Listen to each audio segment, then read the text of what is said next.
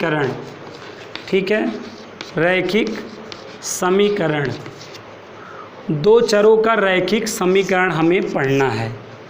और हम लोग रैखिक समीकरण से रिलेटेड, रैखिक का मतलब क्या होता है समझ लीजिए। रैखिक को अंग्रेजी में लीनियर कहते हैं और लीनियर का मतलब होता है वेरिएबल की हाईएस्ट पावर। क्या? वेरिएबल की हाईएस्ट पावर, वेरिएबल की हाईएस्ट पावर 1 हो, ठीक है। लीनियर हम कहाँ बोल सकते हैं? जहाँ पे वेरिएबल की हाईएस्ट पावर क्या हो, 1 हो, वहाँ पे हम लीनियर रैखिक वर्ड यूज करते हैं, ठीक है, लीनियर वर्ड यूज करते हैं। इस बात को आपको नोट करना है, ठीक है। तो जहाँ पे भी हम रैखिक वर्ड यूज करेंगे, लीनियर वर्ड यूज करेंगे, वहाँ पे वेरिएबल की हाईएस्ट पावर हमेशा क्या होनी चाहिए? 1 होनी चाहिए। तो यहाँ पर हम पढ़ क्या रहे हैं? रैखिक समीकरण पढ़ रहे हैं। क्या पढ़ने वाले हैं हम यहाँ पर? रैखिक समीकरण पढ़ने वाले हैं ना। तो अगर हम रैखिक समीकरण पढ़ने वाले हैं, लीनियर इक्वेशन पढ़ने वाले हैं, तो लीनियर का मतलब क्या हो गया भाई? हाईएस्ट पावर ऑफ वेरिएबल क्या होना चाहिए? 1।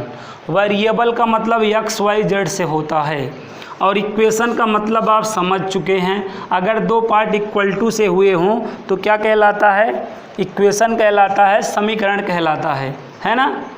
तो ऐसा इक्वेशन, क्या? ऐसा इक्वेशन, ऐसा समीकरण जिसमें बेटा वेरिएबल की हाईएस्ट पावर क्या हो? 1 हो, ऐसे इक्वेशन को रैखिक समीकरण लीनियर इक्वेशन कहते हैं। यहाँ पर वेरिएबल कौन है बताएं? x, और इसकी हाईएस्ट पावर क्या है? देखिए 1। तो ये कैसा इक्वेशन कहलाएगा? लीनियर इक्वेशन कहलाएगा। क्या कहलाएगा? लीनियर इक्वेशन कहलाएगा, रैखिक समीकरण कहलाएगा। क्लियर है बात?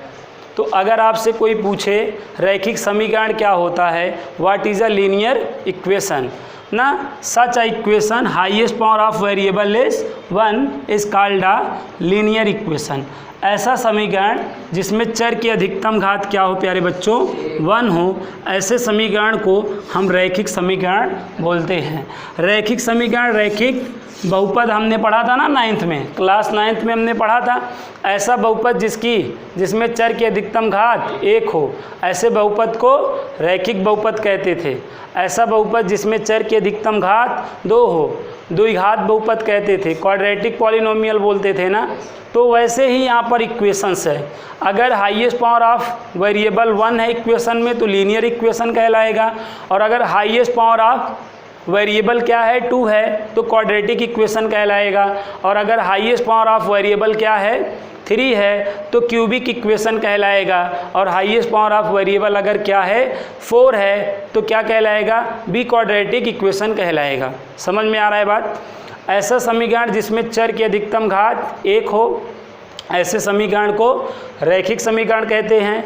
ऐसा समीकरण जिसमें चर की अधिकतम घात 2 हो, ऐसे समीकरण को द्विघात समीकरण बोलते हैं।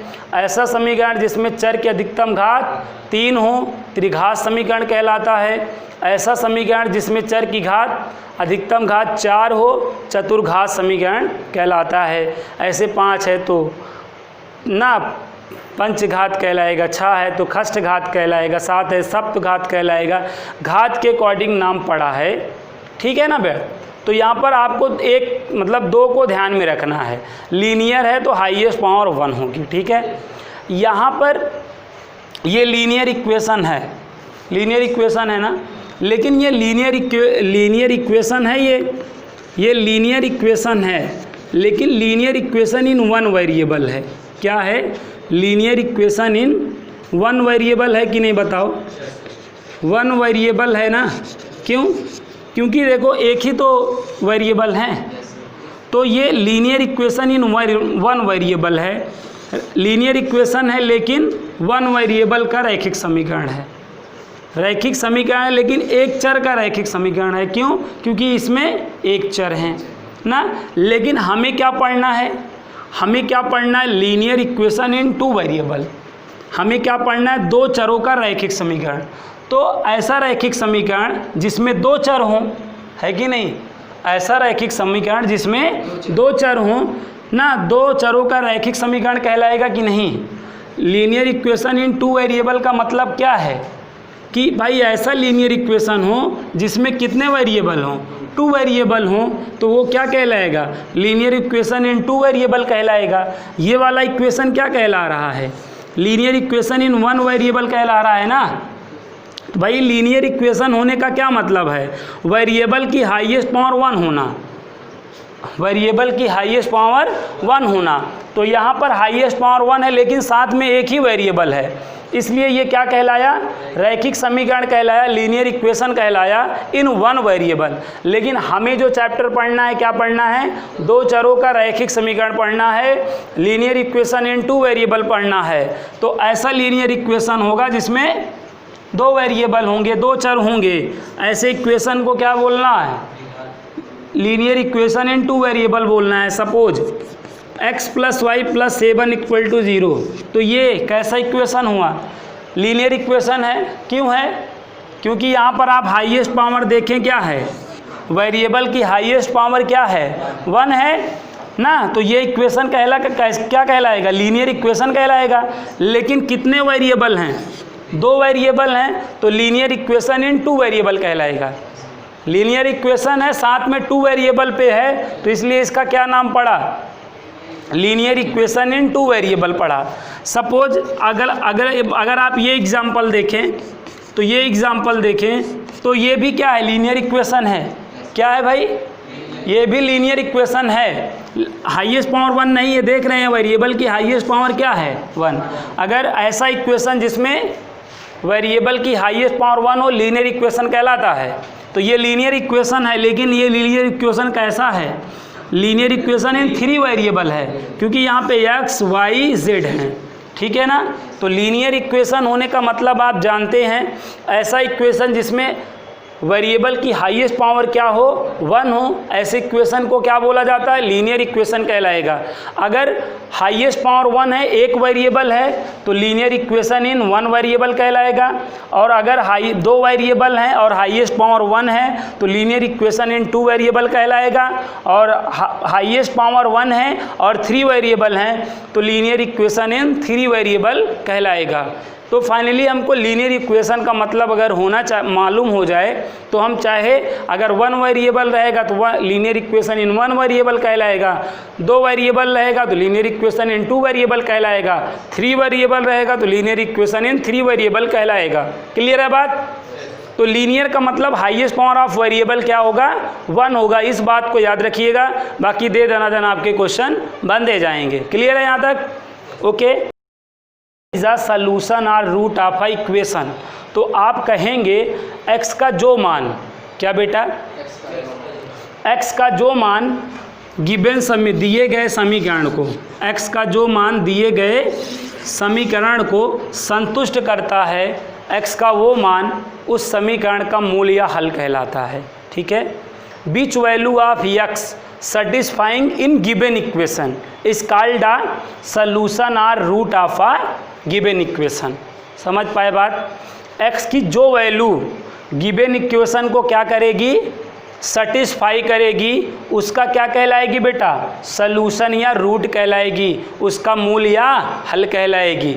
अब यहाँ पे हमने x इक्वल टू क्या सॉल्व किया, -2 सॉल्व किया। अब ये -2 इसको सेटिस्फाई कर रही है, संतुष्ट कर रही है।